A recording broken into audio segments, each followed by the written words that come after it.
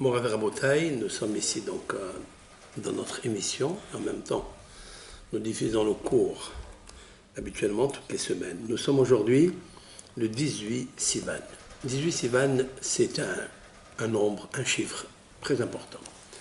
Le chiffre de la vie. Nous allons voir qu'est-ce que la vie.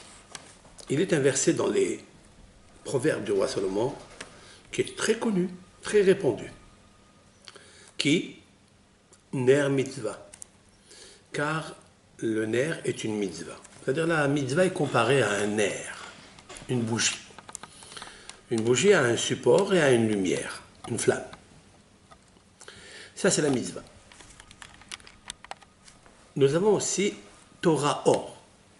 La Torah est une lumière. Ce n'est pas une bougie, c'est une lumière, mais qui est indépendante. Cela veut dire qu'elle n'est pas reliée avec une matérialité, avec un support, comme l'est la mitzvah. Autrement dit, lorsqu'on pratique une mitzvah, pendant et au moment de la mitzvah, il y a une certaine kedusha. Bien sûr, si on se concentre à pratiquer cette mitzvah. Il y a une kavana à faire quand on fait la mitzvah. La mitzvah, il y a 3 dimensions. La première, c'est la pensée, qui est la primauté de tout, c'est-à-dire la préparation à la mitzvah. Vous avez le corps de l'être humain qui supporte la mitzvah. Exemple, un ben Israël qui met les tefilines. Au moment où il met les tefilines, il est kosher, il attache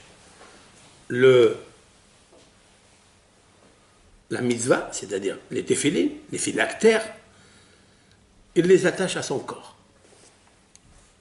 La troisième chose, c'est la parole, le verbe, c'est-à-dire la bénédiction.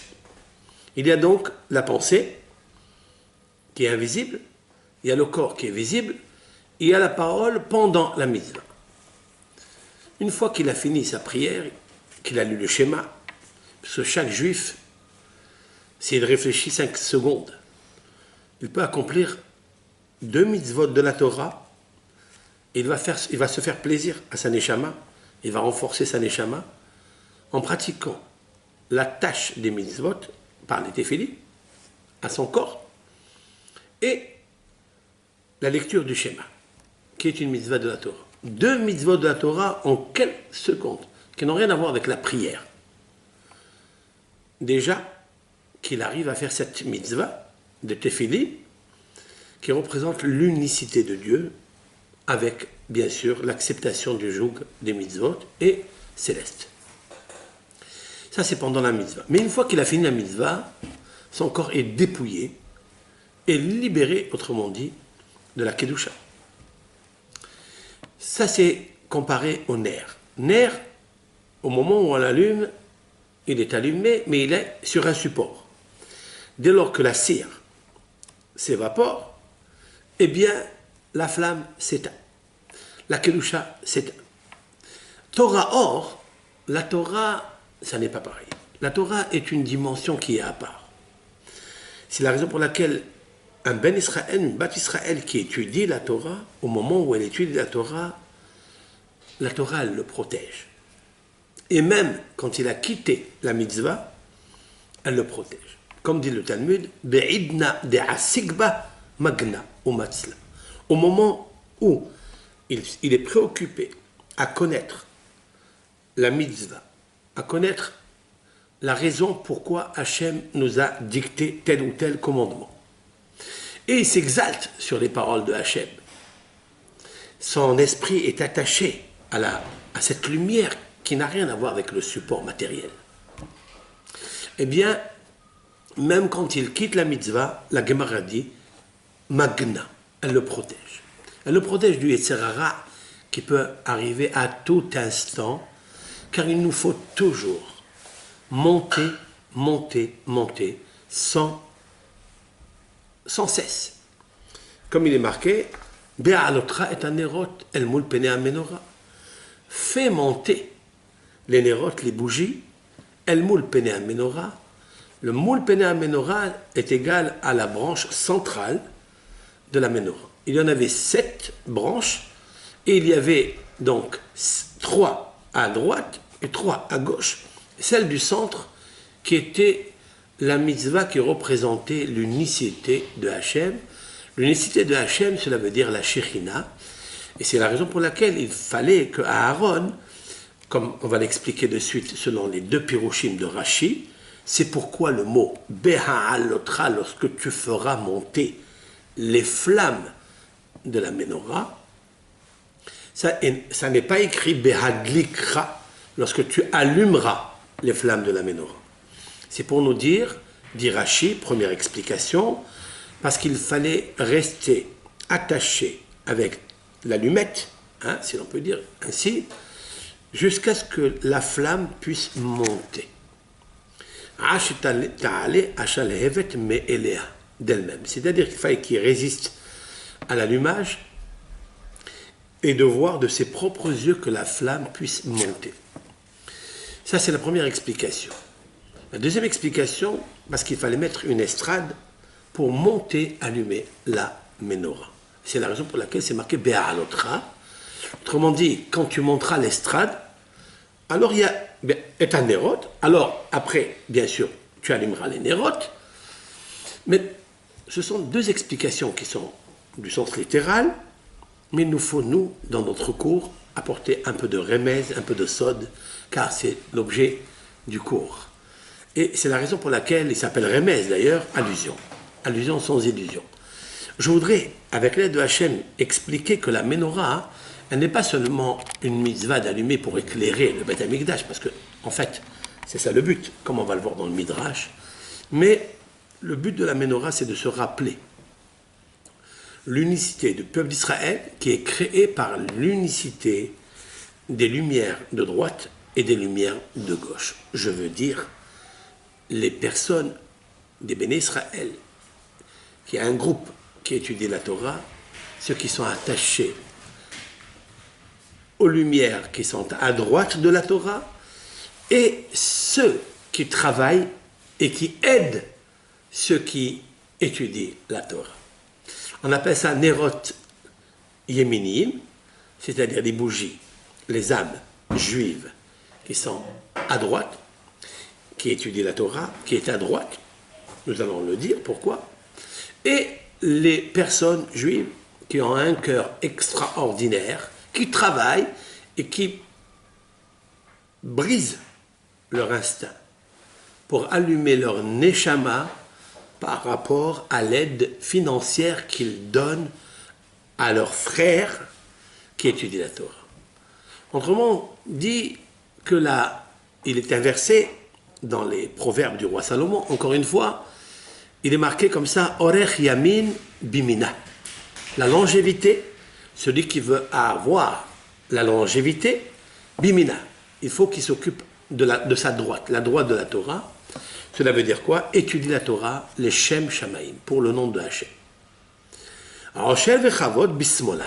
Ou bismola, osher vechavod. C'est-à-dire qu'à sa gauche, osher vechavod. Celui qui étudie la Torah, pas pour la Torah elle-même, mais pour avoir un intérêt, alors on dit que Hachem, il lui donne de la richesse et de la gloire et des honneurs.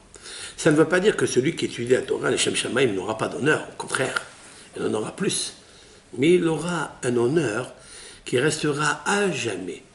Ya'iru Shiva'at Anerot, cela veut dire que les 7 candélabres, les 7 bougies, vont éclairer à jamais dans sa vie.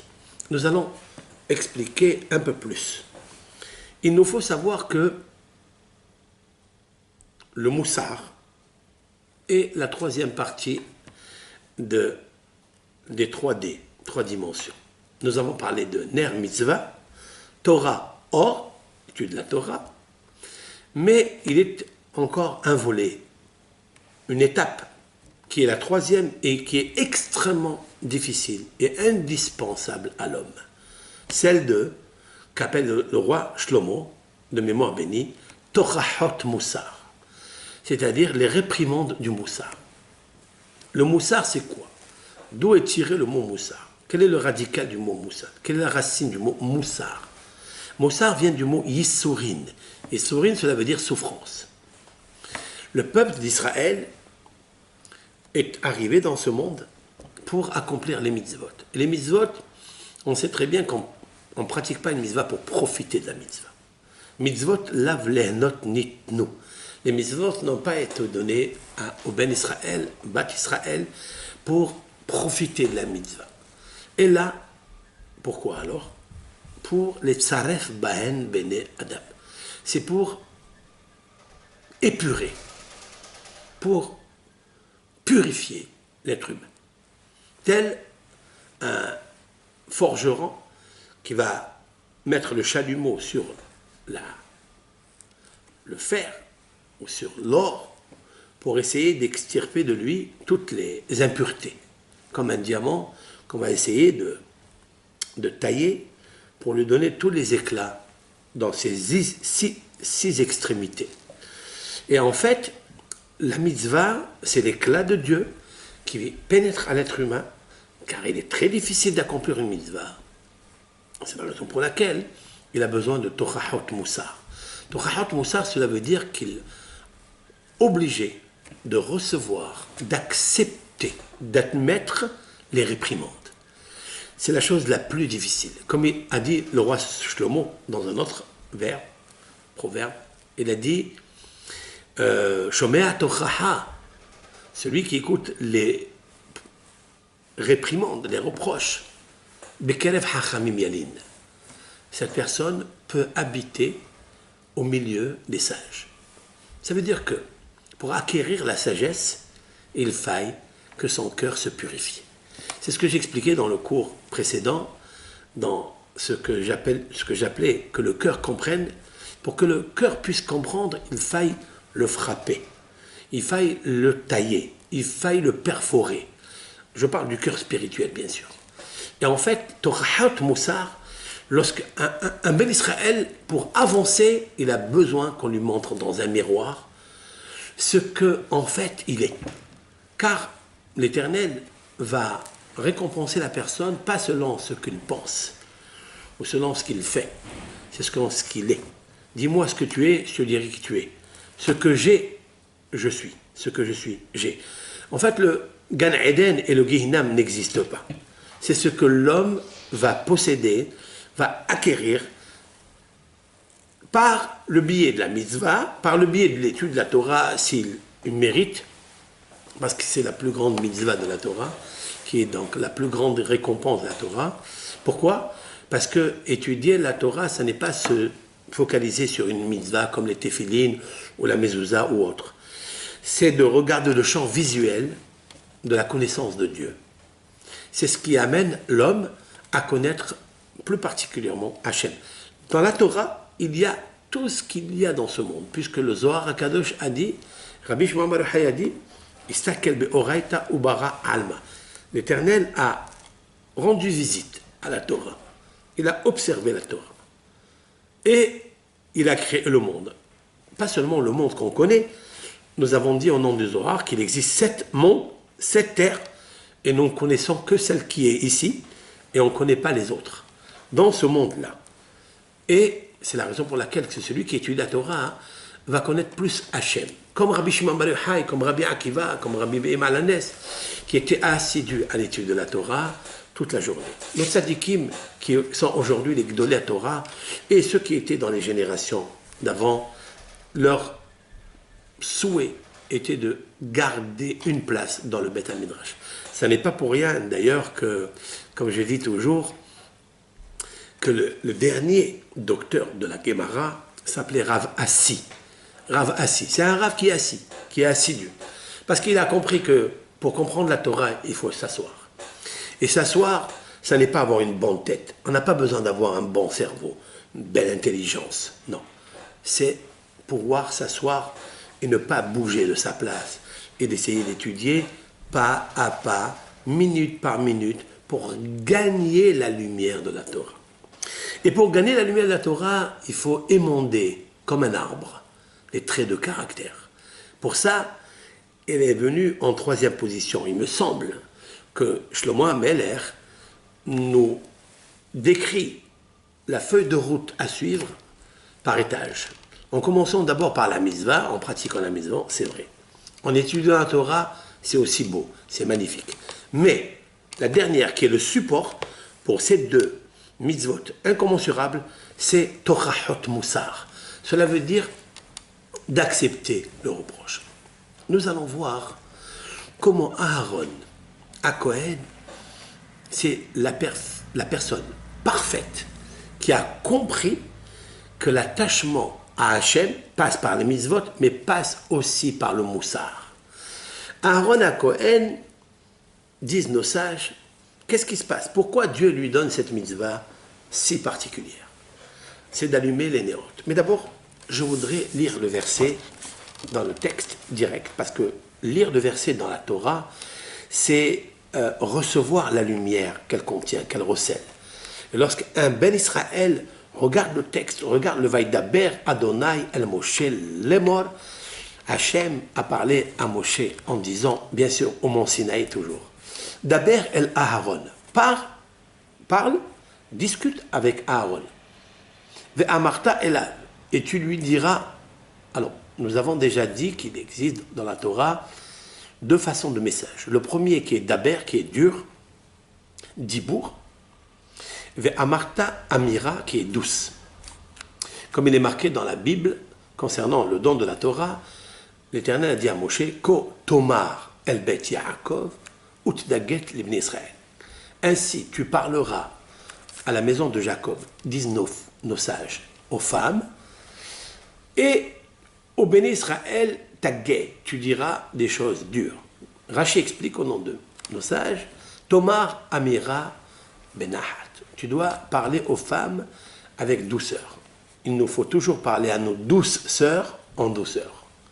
Parce que le Ham Israël a besoin de réprimandes, certes, mais il faille le faire beaucoup avec allusion. Comme la Gemara d'ailleurs nous dit, au nom de Rabbi Tarfon, il n'y a pas dans ce monde aujourd'hui, il parle de sa génération, c'est-à-dire le géant de la Torah, le monument de la Torah, Rabbi Tarfon. Il disait, il n'y a pas dans ce monde quelqu'un qui peut accepter un reproche, ni faire un reproche. Donc imaginez qu'on ne peut pas le faire, ce reproche-là. Parce que d'abord, il faut se reprocher à soi-même. Il faut d'abord se déshabiller des vêtements sales, entre guillemets, ce que toi, tu as fait comme péché, pour après parler aux autres. Et Rabbi Tarfon de témoigner quelque chose d'exceptionnel. Il a dit, je n'ai pas connu une personne au monde, dans sa génération bien sûr, qui a accepté le reproche comme Rabbi Akiva. Rabbi Akiva, dit le Talmud, qu'il a accepté le reproche. Vous savez à quel âge il est rentré Rabbi Akiva étudier? Vous le savez. Il est rentré à 40 ans. Il est resté à la yeshiva Ketana, c'est-à-dire le petit enseignement qu'on appelle pour Rabbi Akiva, 13 années chez Rabban Gamliel. Rabban Gamliel, qui était un des grands, Rabban Yohanan ben Zakkai, aussi un des maîtres de Rabbi Akiva. Il a dit, je l'ai vu. C'est-à-dire qu'il avait 53 ans et il recevait des réprimandes de son maître. Il lui disait, Rabbi Akiva, pourquoi tu n'es pas venu à l'heure à l'étude? Pourquoi tu t'es empêché de venir m'écouter, etc. C'est des réprimandes très chaudes. Et Rabbi Akiva, pas seulement. C'est Rabbi Tarfon qui allait voir son maître pour lui dire, Rabbi Akiva n'est pas venu aujourd'hui au Seder, n'est pas venu aujourd'hui à la synagogue. Pourquoi? Et Rabbi Akiva, bien sûr, à part qu'il n'est pas insurgé, qui n'a pas été exigeant par rapport à moi, Rabbi Tarfon, mais en plus, il a ajouté de l'amour pour moi. Ça s'appelle ça, Torahot Moussar, Bekerev Hachamim Talin. Rabbi Akiva est monté à un niveau de Torah tellement haut, le mérite de cela, c'est la bouée de sauvetage. La bouée de sauvetage, c'est quoi? C'est le Moussar. Comme l'a appelé d'ailleurs le roi Shlomo dans un autre proverbe, il a dit Hahazek ba Moussar al teref, notzreha kihi hayer. Ça veut dire quoi? Hahazek ba Moussar. Accroche-toi, saisis bien le Moussar. Al teref, ne faiblis pas. Notzreha, garde-la. Ki hayecha, car c'est ta vie. C'est incroyable. C'est ce qu'il a dit Shlomo Amelech. Tochechot Moussar. Vederech Hayim, Tochechot Moussar. Le chemin pour obtenir la vie, c'est-à-dire pas seulement la vie de végétation, mais la vie du bonheur, se passe par le Moussar. Et en fait, Rabbi Akiva est arrivé à ce niveau par le Moussar. Imaginez à 53 ans. Mais comme j'ai dit toujours que Rabbi Akiva était la réincarnation de Yaakov Avinu, de notre patriarche Yaakov, comme l'a dit, déclaré le Harizal dans son livre L'écouté chasse, dans L'écouté Torah, eh bien, d'où on a la preuve que Yaakov a accepté les reproches, les réprimandes. Je vais vous dire, à quel âge il s'est marié, Yaakov Avinu? Yaakov s'est marié à l'âge de 84 ans. C'est incroyable. 84 ans, c'est immense, c'est grand. Pad, c'est Pada. Pada Hashem et Yaakov. L'Éternel a sauvé Yaakov parce que Pad, 84, mais il y a le Hé à l'intérieur du Pada. Pada, ça veut dire délivrer, sauver. Le Hé, c'est la femme. Le Hé, c'est la matrice. Le Hé, c'est la Shekhinah. Le Hé, c'est Rachel, qu'il a demandé la main de Rachel à l'âge de 84 années. C'est incroyable. Mais Yaakov Avinu, avant de fuir chez Lavan, son beau-père, il a subi quelque chose. Quoi? Les réprimandes de sa mère, Rivka. Sa mère Rivka l'a attrapé et lui a dit, écoute, j'ai entendu par le roi HaKodesh que ton père allait donner les bénédictions, Yitzhak, à Esav, ton grand frère. Mais tu sais très bien que ton grand frère ne mérite pas d'être le Kohen, c'est-à-dire celui qui va servir l'Éternel. Parce que les premiers-nés, autrefois, avant les Kohanim, avant les Lévi'im, c'est eux qui avaient le droit et le devoir de servir à Kadosh Baruch. Il lui dit qui comme toi sait que Esav n'est pas apte, n'est pas approprié, assujetti à ce culte de Avoda qui est une Avodat Hashem dans le cœur, avec un cœur pur. On le sait, tu lui as vendu, il t'a vendu le droit d'aînesse par rapport à un plat de lentilles. Vous imaginez un petit peu? Pourquoi? Parce que Esav, il a dit à quoi sert ce sacerdoce alors que demain on va mourir. Voilà ce que disent Rashi ici et là dans le Midrashim. Mais, Yaakov Avinu, il lui dit, mais écoute, alors qu'est-ce que tu veux que je fasse? Tu vas t'habiller comme les vêtements de Esav, qui était chez elle à la maison, et il lui dit, mais je vais mentir à mon père. Je vais lui dire que je suis Esav, je vais mentir. Il lui a dit, tu le fais, tu ne parles pas, tu ne discutes pas. C'est marqué là-bas dans le texte. Qu'est-ce qu'il a fait Yaakov? Et il est allé, et il a fait comme un enfant. C'est marqué là-bas, comme un enfant. Vous savez quel âge il avait Yaakov à ce moment? Il avait 83 ans. C'est incroyable. 83 ans.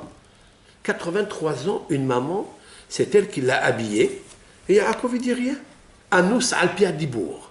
Il est dans le cadre de force majeure. Il doit écouter sa maman, ce qu'elle lui dit. Mais où il a acquiert cette qualité exceptionnelle de la redevance vis-à-vis de sa mère, c'est-à-dire la reconnaissance d'une maman. Yaakov Avinu était très aimé par sa maman. C'est vrai que Yaakov Avinu, d'un autre côté, semble un petit peu nettement l'opposition, parce qu'il est la qualité intrinsèque du émet, de la vérité. Et où est passée la véracité ici, lorsqu'il doit mentir, littéralement, à son père pour lui dire, lorsqu'il va lui dire, est-ce que tu es mon fils? Esav, il lui dit, oui. C'est pas vrai, c'est faux. Alors comment est-ce possible? Elle l'habille, elle lui met les vêtements. Pourquoi? C'est un enfant pour lui mettre les vêtements. Aujourd'hui, dès l'âge déjà, quand on a 4 ans déjà, on est grand, on ne veut pas qu'on nous habille, le bébé ne veut pas qu'on le lave, ni qu'on l'essuie. Pourquoi? Parce qu'il devient adulte. Déjà, les traits du caractère vont commencer là. Il veut devenir indépendant. À 83 ans, Yaakov accepte de se faire habiller par sa maman et il se laisse faire. Et notre sage dit, il va la tête basse pour aller accomplir les mitzvot de sa mère. Ça, c'est Rabbi Akiva. Ça, c'est Yaakov Avinu. Aujourd'hui, combien c'est difficile. Je dirais que tous les couples qui se déchiquetent, c'est parce qu'ils n'ont pas encore compris qu'est-ce que le reproche.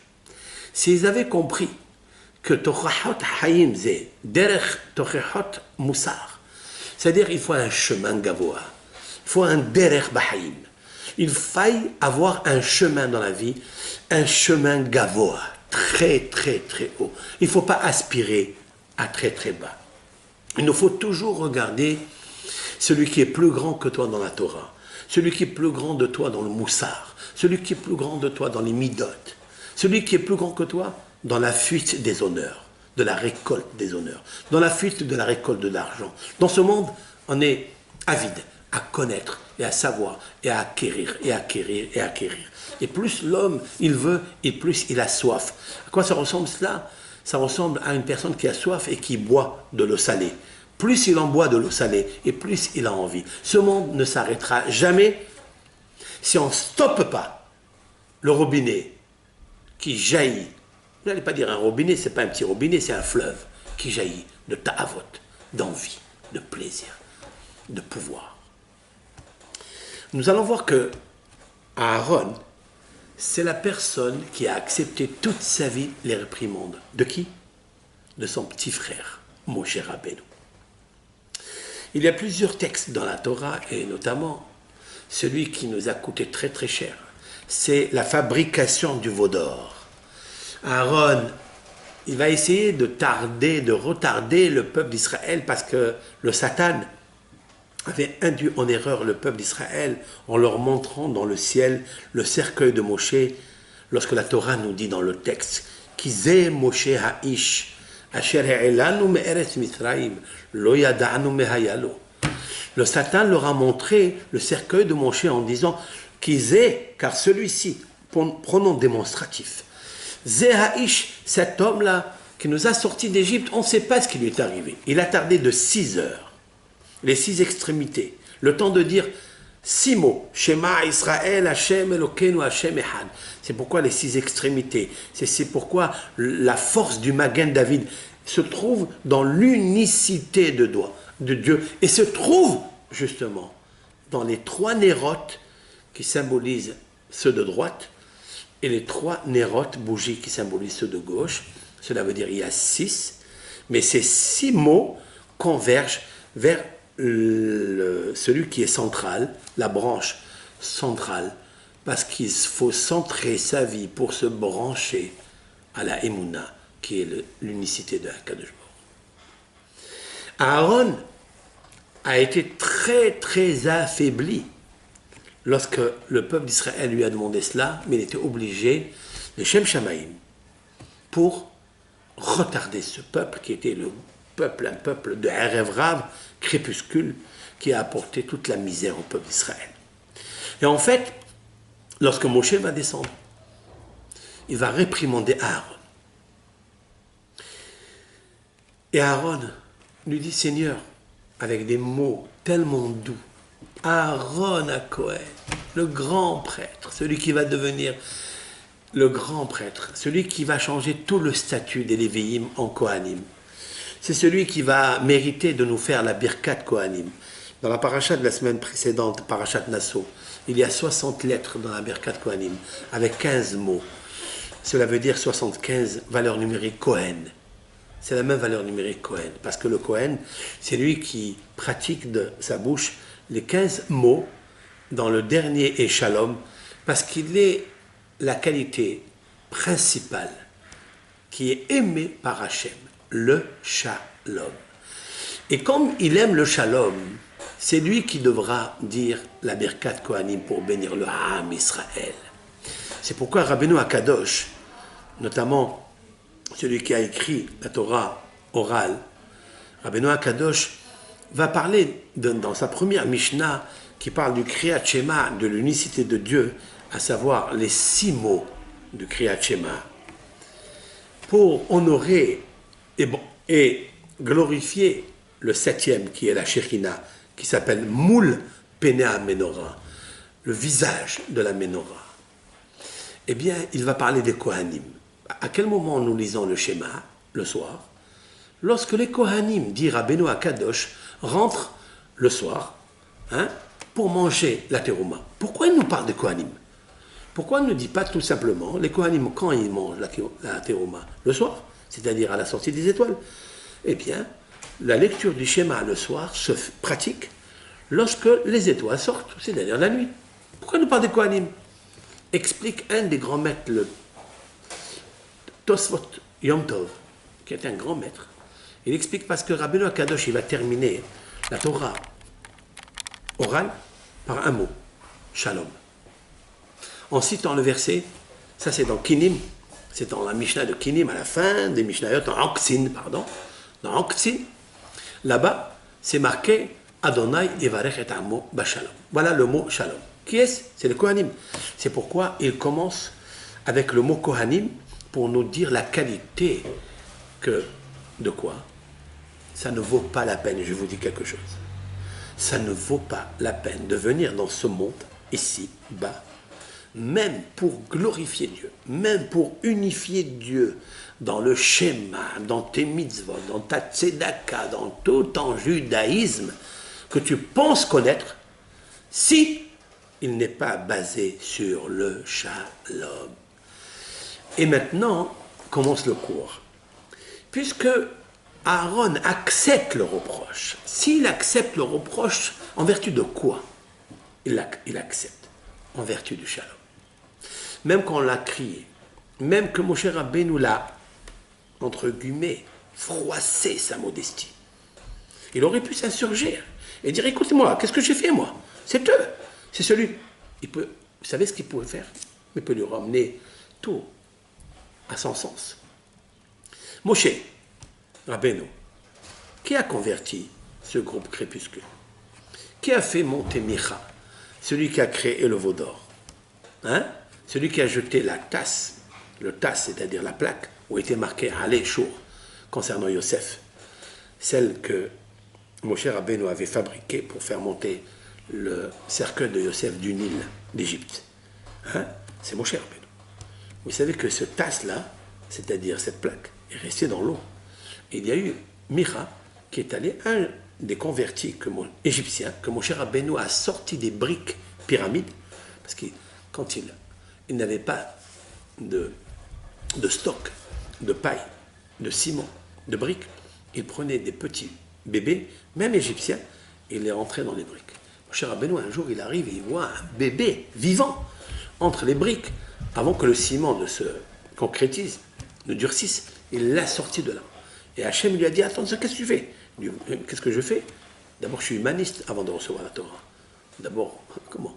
Qu'est-ce que je fais? C'est l'amour du prochain. C'est pas mon fils, ok, mais c'est un enfant. C'est ton enfant. C'est ton fils. Yudke Vavke, il est là, Yudke Vavke, hein, pris entre les briques. Il l'a sorti. Il lui a dit, sache que celui-ci va te causer beaucoup de tort. Comme ça dit le Midrash. Et Moshe, il l'a pris. Pas en pensant, bien sûr, c'est pas qu'il s'est révolté, il n'a pas écouté Dieu, nous avons le libre arbitre, mais Moshe, il sait qui comme lui, que tout ce qu'il fait, c'est pour la volonté de Dieu. Et si Dieu ne veut pas, il lui interdira, il l'arrêtera de le faire. S'il l'a laissé, c'est parce que Dieu, il met toujours l'homme à l'épreuve. On va voir de suite à quoi je pense et à quoi je projette le cours. Et en fait, il l'a sorti, et c'est ce petit bébé, et tout le monde le sait, qui est passé avec eux, a traversé la mer Rouge, et est sorti d'Égypte avec eux, parce qu'il croyait en Hachem, il a vu des miracles extraordinaires. Mais ça ne suffit pas, les miracles. Il faille le chat d'une aiguille, ici. Il faille que cette lumière rentre véritablement, authentiquement dans le cœur. Eh bien, il est passé avec eux, disent nos sages, avec des idoles. Et il est passé avec eux. Et en fait, quand ils sont arrivés au mont Sinaï, ils ont reçu la Torah, eh bien, il a pris, Moshe a retardé, il a pris cette plaque, il l'a jetée dans l'or, et est sorti un veau. Allez, chour, la traduction, monte, chour, c'est un bœuf. Normalement, ils ont mis de l'or de quoi sortir un bœuf, mais il est sorti un veau, parce que Dieu, il a minimisé leur faute. Même que le peuple d'Israël, des fois, il faute. Il ne faut jamais regarder la grande faute. Il faut toujours, nous, regarder ces petits. C'est comme un petit veau. Ça vaut la peine de voir comme ça les choses, d'être bienveillant à l'égard d'autrui. Et c'est ça Dieu. C'est ça Hachem. Et c'est ça que Aaron il pourrait dire à Moshe Rabbeinu, écoute, je vais te retourner la situation, frère. Et tu es mon petit frère, ne me parle pas comme ça. Hein? Aaron, aucun mot. Aucun mot. Au contraire, il lui dit, Adonis, Seigneur. Et regardez les textes là-bas, c'est fabuleux. Je n'ai pas fait, rien du tout, il n'a rien dit. Il a dit d'accord. Il a tout accepté sur sa tête. C'est incroyable. Eh bien, c'est ce que Hillel nous a appris dans les proverbes des maximes de nos pères. Hillel Omer, Heve mitalmidav shel Aaron. Il faille toujours être parmi. Heve, ça veut dire soit. Parmi les élèves de Aaron. Ohev shalom verodef shalom. C'est celui qui aime la paix. Voilà Rabbi Akiva qui aime la paix. Voilà Yaakov Avinu qui aime la paix. Voilà Aaron qui aime la paix. Cet homme qui aime la paix, écoutez ce qui se passe avec lui aujourd'hui. D'abord, Aaron, parle à Aaron. Ve'amarta elav d'une façon amira, douce. Lorsque tu feras monter les nérotes, el moul penea menorah, face à la menorah, ça veut dire quoi? Ya'iru shivat hanerot, éclaireront les 7 bougies. Nos sages disent la chose suivante. Il y avait bien sûr la branche centrale, mais il fallait que Aaron converge les mèches des 3 droites et des 3 gauches vers le central. Voilà ce que disent nos sages. Aaron el moul penea menorah.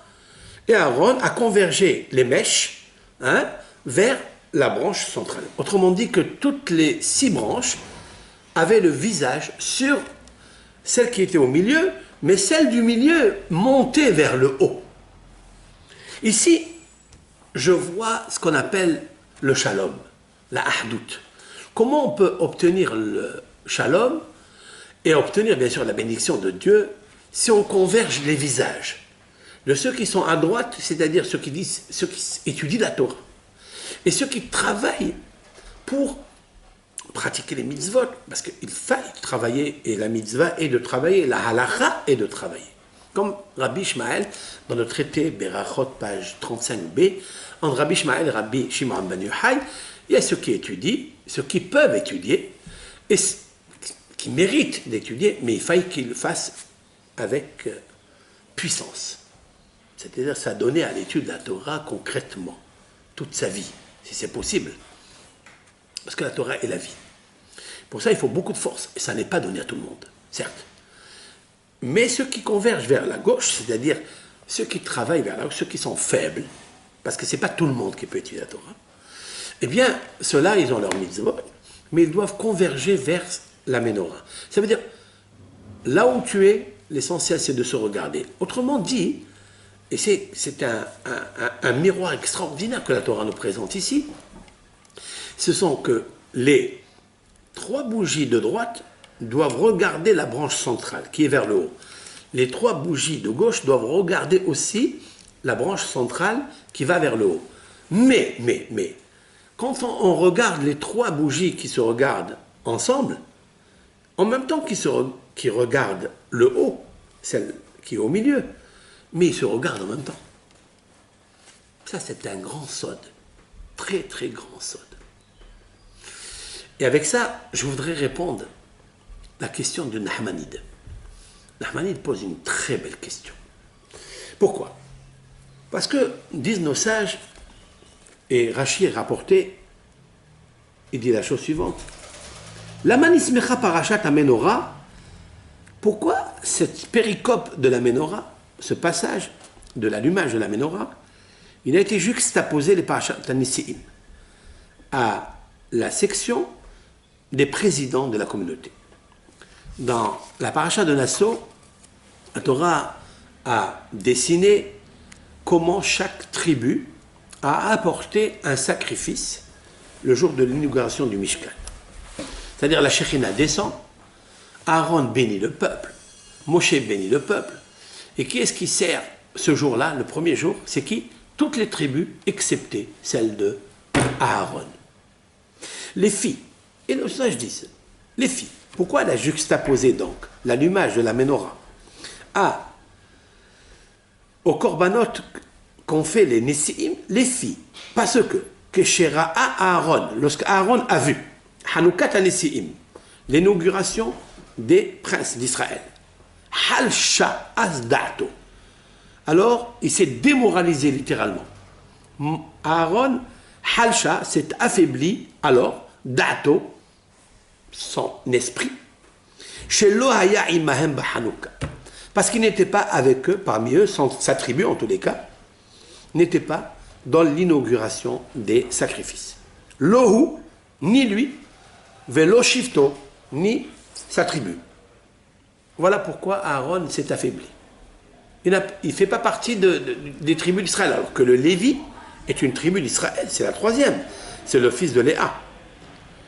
Chez Lohaya Imahem, Amar Lo Akadosh Baruch Hu, l'Éternel lui a dit, Hayecha, Hayecha ça veut dire je te jure, sur ta vie. Quand on dit sur ta vie, ça veut dire je jure. Après, il a besoin de jurer. Chez Lecha, la tienne, la mitzvah que je vais te donner, Gedola Mishelahem, elle est plus grande que la leur. Pourquoi? Chez Atamadlik Umetiv et Anerot. Parce que toi, tu arranges et tu allumes les bougies. Voici ce que le Midrash Tanhuma nous révèle. Aaron n'a pas supporté, autrement dit, il s'est démoralisé. Ça veut dire quoi, se démoraliser? Demande Nahmanide. Mais Aaron, tout d'abord, il n'a pas de quoi se décourager, se démoraliser. Nous avons vu que sa tribu a reçu le mérite de bénir le peuple d'Israël, le shalom. Si Aaron, c'est lui qui est le vecteur de la bénédiction de Hachem pour le peuple d'Israël, parce qu'il réunit le peuple d'Israël. Réunir le peuple d'Israël, il n'y a pas plus grand que ça, de les réunir et d'amener la Shekhina. C'est pas parce qu'il n'a pas fait le korban, sa tribu n'a pas fait le korban, mais sa tribu a reçu un tribut grandiose, celle de Birkat Kohanim. Et en plus, il ne lui manquait pas des mitzvot alors qu'il était le Kohen Gadol.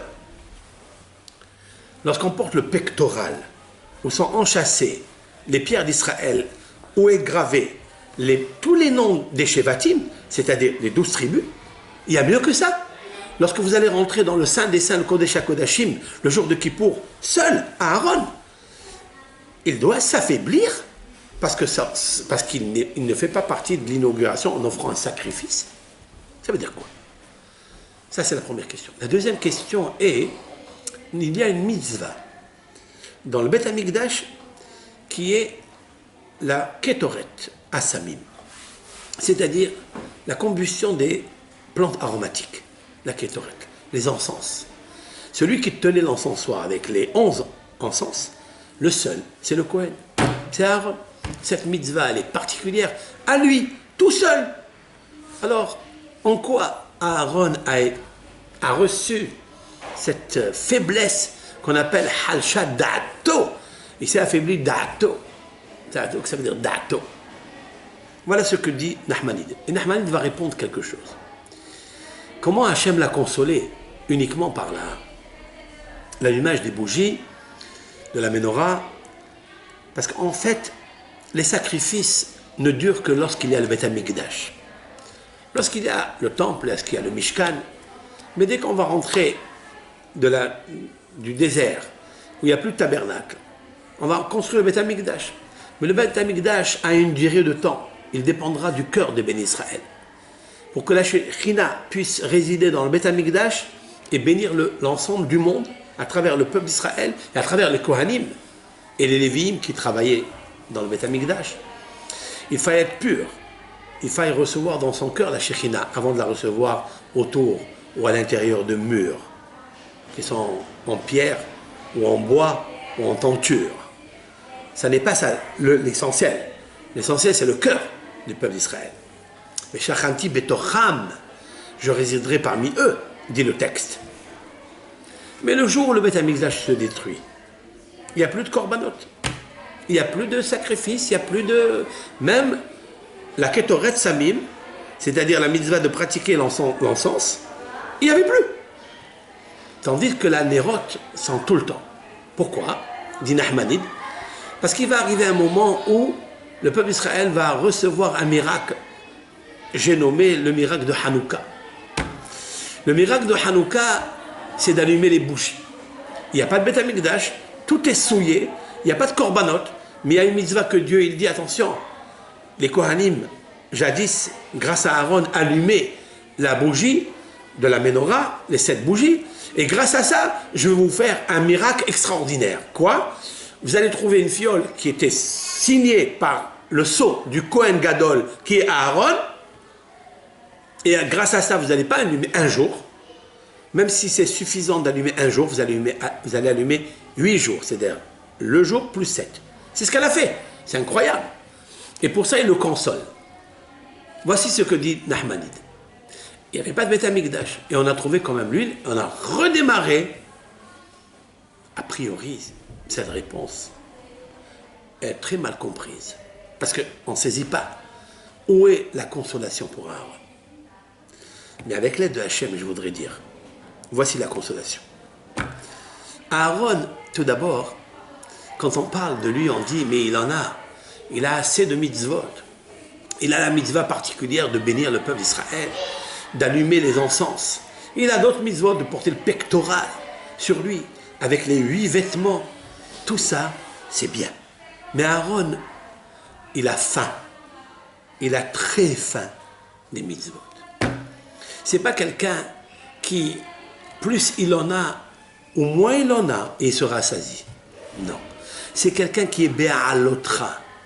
C'est quelqu'un qui cherche à monter toutes les secondes vers Moula Menorah, vers Akadosh Baruch. Lorsque Aaron, on dit de lui Halcha Da'ato, pourquoi on dit Da'ato? C'est quoi Da'at? Dans le système séphirotique, Da'at c'est l'amour, c'est le branchement.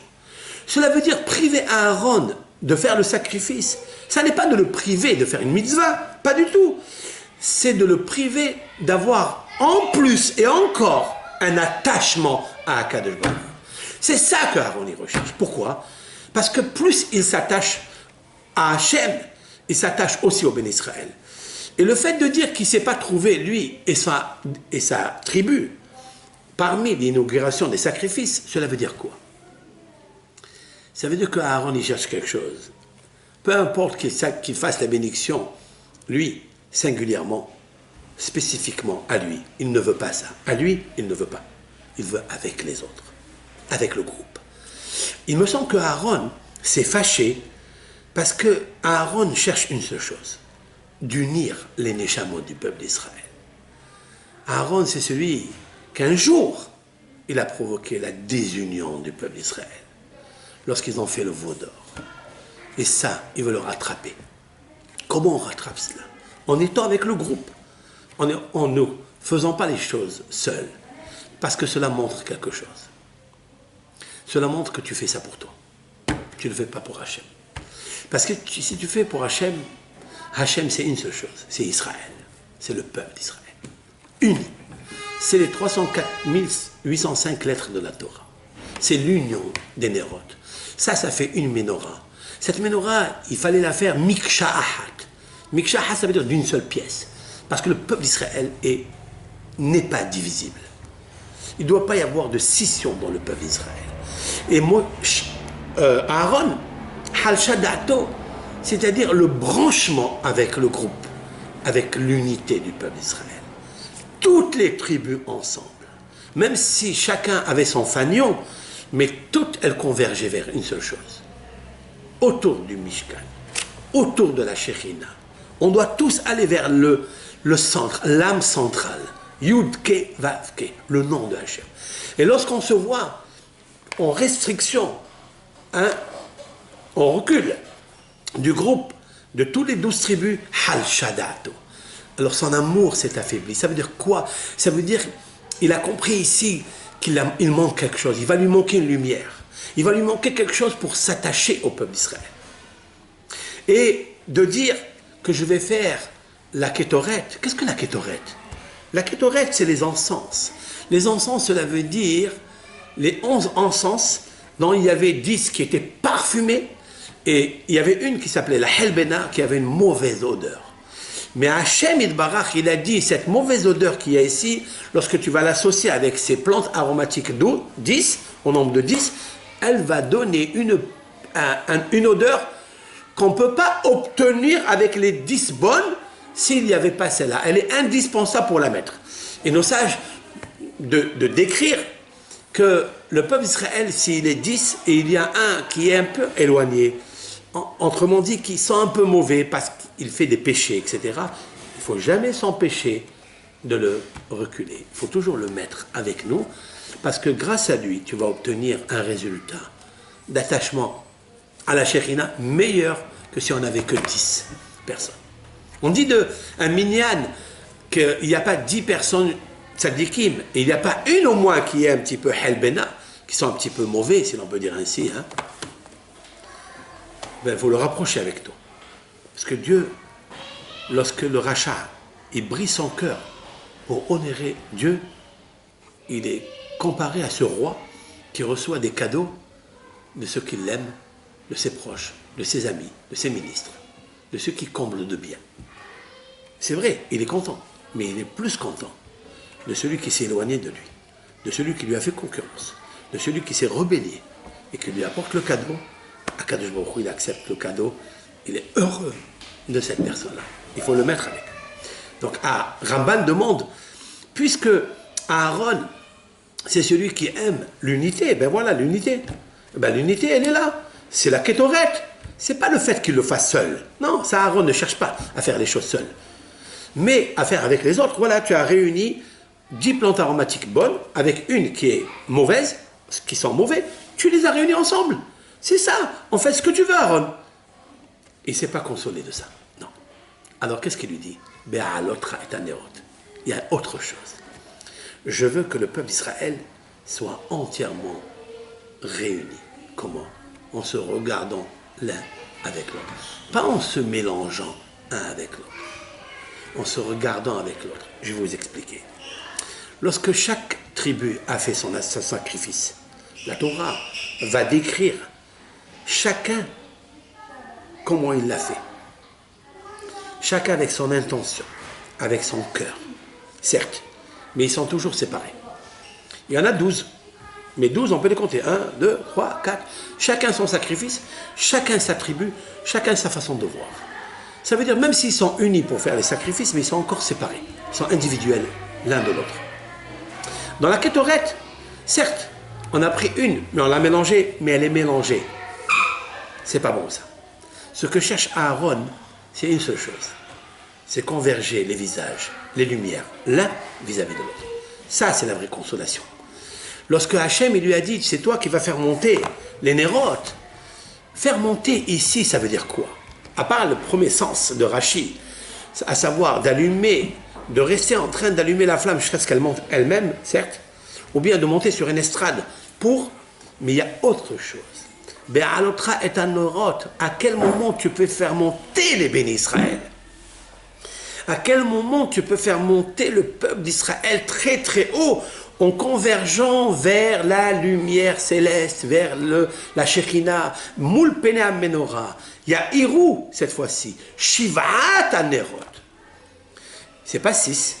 Normalement, il devait dire, disent nos sages, lorsque tu allumes 6 bougies, alors vont éclairer 6 bougies. Pourquoi il a dit, ils éclaireront les 7 bougies? Le sod, ça veut dire qu'on devient tous unis. Lorsqu'on vraiment on se converge l'un avec l'autre, eh bien c'est ça la vraie consolation. Et Aaron, qui est celui qui est relié avec le shalom, pour arriver à ce niveau-là, il me semble, Torahot Moussar.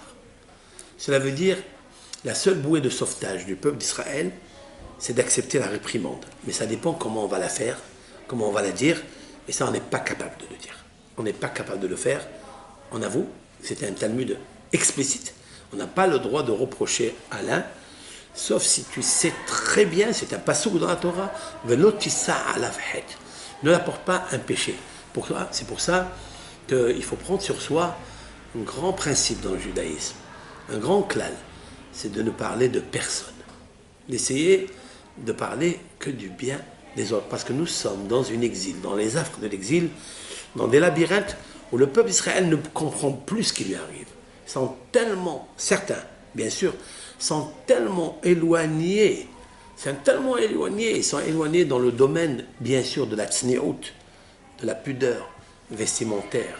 Je ne parle pas de la pudeur de la parole, de la pensée, ou des yeux. C'est encore un autre volet. Je parle de la pudeur vestimentaire. Ça veut dire quoi? Ça veut dire que là, on arrive en été.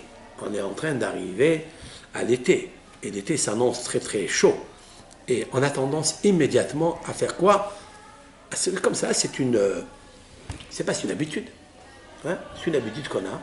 On ne réfléchit même pas à ce qu'on fait. Ça, il va falloir méditer. Il va falloir réfléchir. Pourquoi je fais ça? Sinon, jamais il y aura une amélioration. J'ai vu quelqu'un en train de chanter une chanson en hébreu, et elle chantait une chanson en hébreu, mais elle n'était pas bien habillée. Hein? On était dans un mariage, on a pratiqué avec l'aide de Hachem un mariage, et vous savez très bien que les gens sont invités à un mariage, et ils viennent comme ils viennent, selon le temps. Le temps, il fait chaud, donc on s'habille court, on s'habille, etc. Bon, ça, chacun, bien sûr, ce qu'il faut savoir, c'est que nous sommes tous dans le même bateau. Nous sommes tous reliés intrinsèquement, moule péné à Ménorah, en face de la Ménorah. Il y a ceux qui sont à gauche et qui sont à droite. Ceux qui sont plus avancés, il y a qui sont encore faibles à gauche. C'est la faiblesse, la main faible. Ils sont encore pas. Pourquoi ils sont faibles? C'est pas parce qu'ils ne connaissent pas Dieu. Elle chantait Elohim, Elohim, elle chantait Elohim, je ne sais pas laquelle chanson, je ne sais pas, c'est une chanson de Hayal Golan, je crois. Une belle chanson de Hayal Golan, la nouvelle, elle parle de Elohim. C'est un truc, pardon. J'ai une question, mais comment tu peux sortir le nom de Dieu? Ça veut dire que tu ne sais pas ce que c'est Elohim. C'est tout. L'ignorance. Qui a fait cela? Les affres de l'exil. Un des grands maîtres décisionnaires à l'Afrique, j'ai nommé Rabbeinu Yaakov ben Asher, qui a écrit les volumes du Shulchan Aruch, à savoir le Tour. Celui qui a écrit ses commentaires sur la Bible, Baal HaTorim, l'auteur des Torim. Torim, ce sont les volumes de la Torah ici présents, hein, les volumes du Tour. Sur ça, le Rav Yosef Karo a écrit une autoroute qui s'intitule Bet Yosef, la maison de Yosef Karo, un commentaire sur le Tour. Ce Rav, là, Baal HaTorim, a dit dans les lois relatives à la pureté familiale, donc Nida, juste au début, dans sa préface, il dit autrefois, les sages pouvaient sentir le sang, on apportait le tissu de Nida, ils pouvaient sentir pour savoir si c'est un sang qui est sorti de l'utérus et qui est impur, ou bien c'est un sang qui est sorti par Hemda, par désir. Comme disent nos sages, on a sauté, ou bien elle a vu deux animaux en train de s'accoupler, elle a eu un désir, une excitation, elle a eu du sang. Ce sang n'est pas impur d'après la Torah. Les Hachamim d'autrefois pouvaient connaître par l'odeur du sang qui était le sang impur, qui était le sang par désir. C'est incroyable. Mais il a dit le tour par les affres de l'exil. On a perdu cette sagesse, cette chokhma. C'est incroyable. Sod Hashem les Re'ab, au Brutel Odiam, c'est connu qu'à des gens qui ont la crainte de Hashem. Même dans l'affre de l'exil, par exemple, à Babylone, là-bas, à Babel, il y avait un maître qui était en train de tester donc un tissu pour savoir si elle était Nida, et il a dit Nida. Il a dit oui, c'est du sang qui est impur. Et l'autre qui était à côté, il lui dit fais voir, donne-moi ce tissu. Il le sent, il dit non, c'est pas Nida. Non, ça, elle a eu un désir. Ils ont donc demandé à cette femme comment est arrivé. Cela, elle a dit voilà, elle a vu deux animaux s'accoupler, donc, etc. L'autre allait faire une grande erreur. Le premier a fait une grande erreur. Il lui a échappé le sod, Hachem. Le sod, pourquoi? Parce qu'on est en exil. Il était à Babel. Et en exil, c'est très difficile. On a l'impureté dans l'air, l'impureté de la terre des nations. On n'est pas en RS Israël, ou en RS Israël, il y a ce qu'on appelle le volume spirituel dans l'air. On peut le capter, la Neshama, elle peut capter la Torah des RS Israël. C'est une Torah exceptionnelle. Et à côté, il lui a dit, non, ne t'inquiète pas, si Hachem, il m'a présenté à toi, à ce moment, c'est qu'il t'aime pour ne pas que tu trébuches dans cette halakha. Mais qu'est-ce qu'on voit? Que l'autre, oui, il a eu le sod Hachem et Rav. D'où vient cela? Comment on vient? Bien parce qu'on est dans l'exil. On est dans un exil et donc il faille aller très très très doucement. Et pas, ça ne veut pas dire qu'il faut fermer les yeux. Dieu préserve. Au contraire. Si tu vois quelque chose, il faille aller et faire une tochaha. Il faille faire un reproche, mais avec la plus grande des diplomaties, des douceurs. Mais il y a deux sortes de religieux, deux sortes de juifs. Il y a ceux qui sont religieux et ceux qui vont le devenir. Maintenant, il nous faut prier.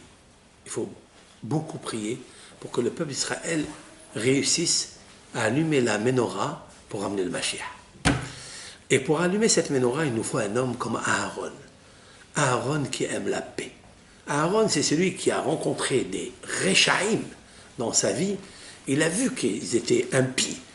Mais le fait de s'approcher d'eux et de leur dire, vous savez, votre grand-père, vous savez, j'ai connu votre père, il était d'une dimension extraordinaire. Eh bien, il va le rapprocher. Il dit quoi? Aaron, il pense de moi ça. Alors que moi, s'il savait ce qui bouillait dans ma marmite, qu'est-ce qu'il serait sauvé de mon territoire? Comme a dit le grand poète Yehuda Halevi, Rabbi Yehuda Halevi, Hata'ai, mes péchés, loup, si, Yerihun ban shechenai, si mes voisins les sentaient, l'odeur puante de mes péchés, Azai barhu ve'avru megevuli, alors ils seraient éloignés et sauvés de mon territoire. C'est incroyable. Et Aaron, sachant tout cela, mais il a porté le shalom à l'intérieur d'eux. Et c'est ça qu'on attend tous, que ça appliquera sur nous, sur le peuple d'Israël. La Birkat Kohanim, de Aaron à Kohen, Ohev Shalom, Verodef Shalom, Boreach Mina Kavod, c'est celui qui fuit le pouvoir, celui qui fuit la guerre, les disputes, les discordes. C'est d'aimer Hashem Itbarach et aimer le peuple d'Israël pour allumer cette menorah bientôt, bientôt. Dans Bet HaMikdash, Bekarov Mamash, Shabbat Shalom. À tout le monde. Kol Tov.